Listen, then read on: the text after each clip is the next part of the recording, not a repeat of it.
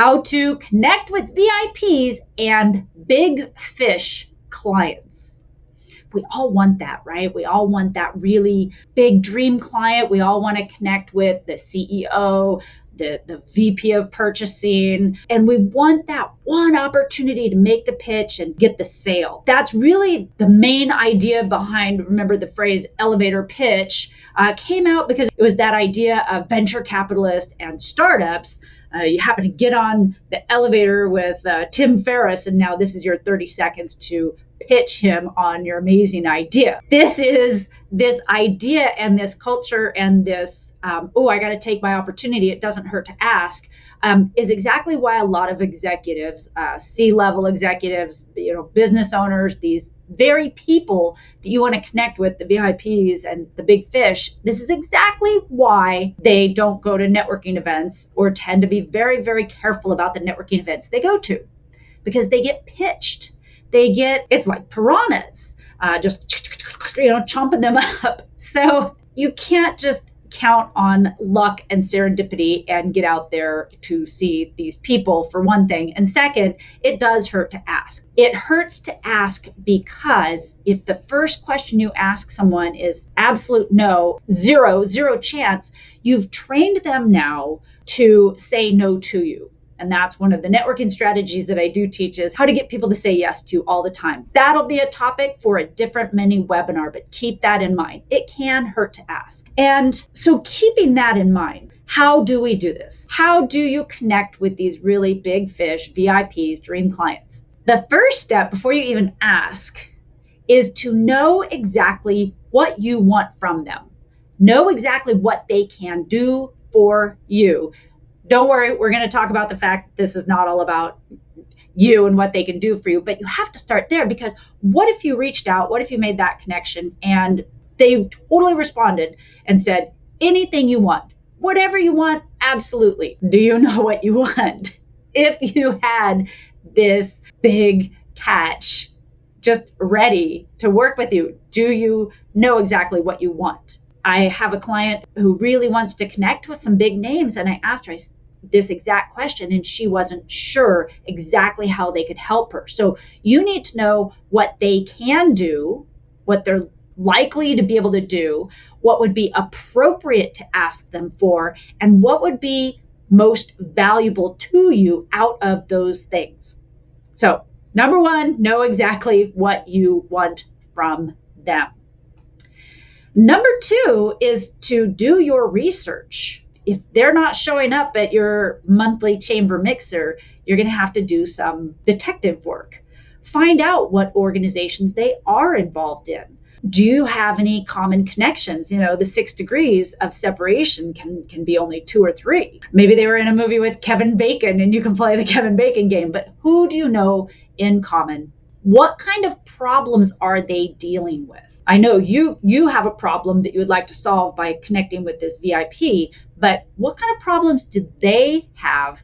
And why would they be interested in connecting with you? You're interested in connecting with them, but what's in it for them? Why would they be interested in connecting with you?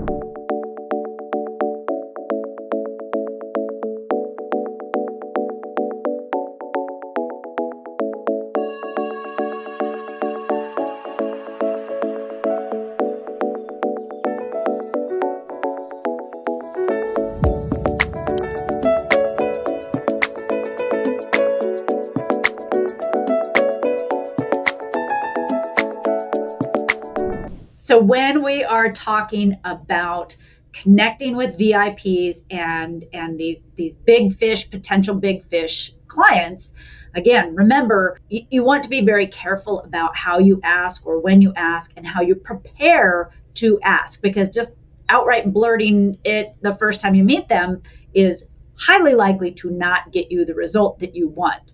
So first of all, know exactly what you want from them, and then do your research. And once you've finished doing that research, now what is the point of that research? You know what kind of problems they have.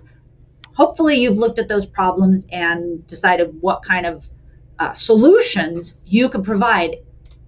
And this is probably why you want them to be your client, obviously, because your services could help them, but they may have smaller problems that you can solve before you try to bring them in to your business. So they may have something that you can provide, a resource, an idea, a connection, and you build that trust. Doing your research builds you up to that point. And then getting involved, either with their organizations or perhaps they have a favorite charity, getting involved in some way that is not a direct, let me join your business organization so I can pitch you. That is how you can also solve problems for them as well. So if they're on a board, if they're part of a charity organization, if they are a volunteer in an organization, maybe that's the type of problem that you can solve for them, that they need volunteers, that they need people. So this is going to take some time and effort. This, obviously, when you start thinking about the research and getting involved with their organization and getting to know them, it is not a quick strategy. This is something you maybe want to look at 2 or 3 people at a time. Maybe it is one person. This is not the kind of approach you take when there's 100 people that you want to target who are VIPs or that big fish client. Because think about the return on investment. You'd spend $1 to make $10, right? So wouldn't you spend $1,000 to make $10,000 and $10,000 to make $100,000? That could be the level of return on investment. And if that investment is time, I know sometimes I think I have more money than time. You don't have a lot of either, but you never can make more time. You can always make more money. But your time is valuable.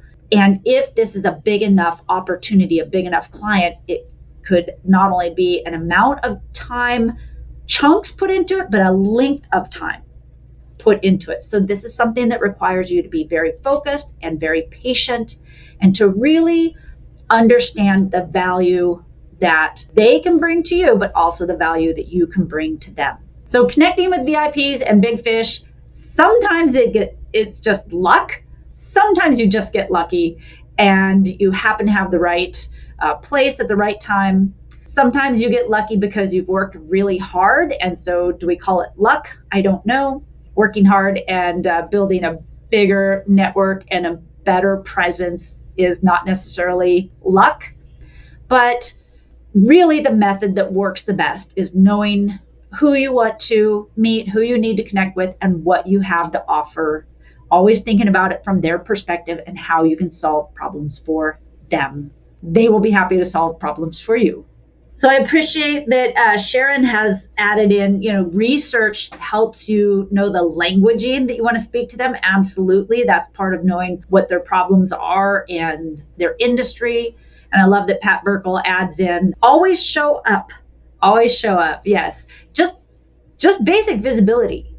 Being familiar with them. Actually, you guys, we should do a mini webinar on the topic of, the way I learned it was about building friendships, but it was from the perspective of, it was an FBI profiler and how he trained his spies, basically, how to get the confidence of people that they needed to talk to.